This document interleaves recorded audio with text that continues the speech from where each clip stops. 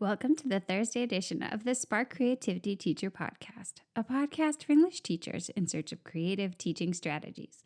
Whether you're new to the show or a longtime listener, I'm really glad you're here for this week's quick mini episode. Today, I want to talk about final exams, and specifically one that I've really enjoyed giving when I had the leeway to skip the sit-down final exam with the Scantron sheets. If you don't have to involve any Scantron sheets in your final, you might love it too. So let's dive in. Have you been wondering how to get started with student podcasting? Would you like to get your students thriving inside this 21st century medium without feeling worried about tech issues and platform choices? I'm now opening the doors to my free summer workshop, Camp Creative. Over the course of 3 days, I'll give you everything you need to banish those fears over podcasting technology, platforms, and privacy issues, and start seeing your students thrive with creative podcasting projects instead.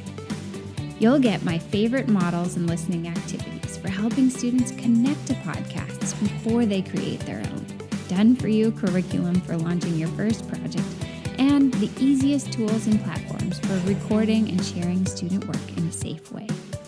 Just as in Camp Creative's past, each day's training, packed with resources and tips, will arrive in your inbox, ready for you to explore when you have time. You'll find the link to sign up in the show notes over at nowsparkcreativity.com. I can't wait to work with you during this free summer session.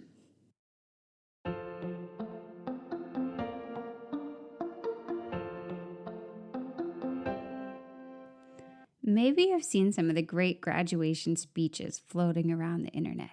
Maybe you've even had time to analyze some of them with your students when you're teaching public speaking or rhetorical devices.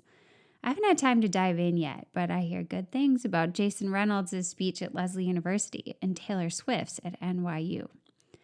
But for this project, the wisdom that will be on offer won't come from celebrities. Nope, instead, your students will take the podium and give their own graduation speeches based on the wisdom they can pull from what they've read in your class.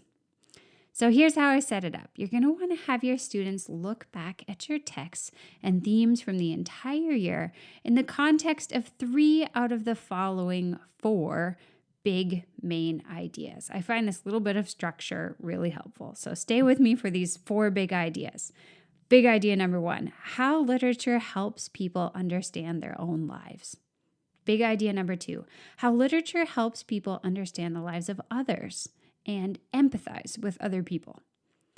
Big idea number 3, how literature makes it easier to understand history. And big idea number 4, how literature illuminates issues of morality. These 4 principles, this little bit of structure, as I said, makes it a lot easier for students to organize their final speech.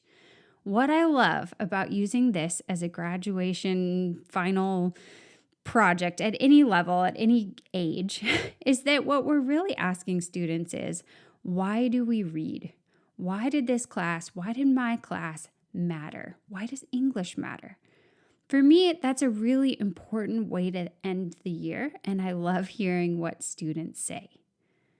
I suggest you have your students present their speeches during the exam period. So if your school sets aside 2 hours or 3 hours for students to be sitting in a big room, filling out their short answer and multiple choice, instead you meet outside somewhere, like the baseball bleachers or the library or some special room at your school if you have that option. Then you can decide if you have a relatively small class and you have enough time, you can have all the students read their speeches, or you can divide into small groups, maybe groups of 5, and have students present their speeches back to each other. I like to give them a listening handout for this day in which they nominate the best speeches and defend their nominations. That kind of helps people focus. When it comes to exam time, I am all for trying something that better reflects the goals of your course than a multiple choice exam, if you have the option. Whether it's a graduation speech or something else, this week I just want to highly recommend that you reach out to your admin and request this option if you don't already have it.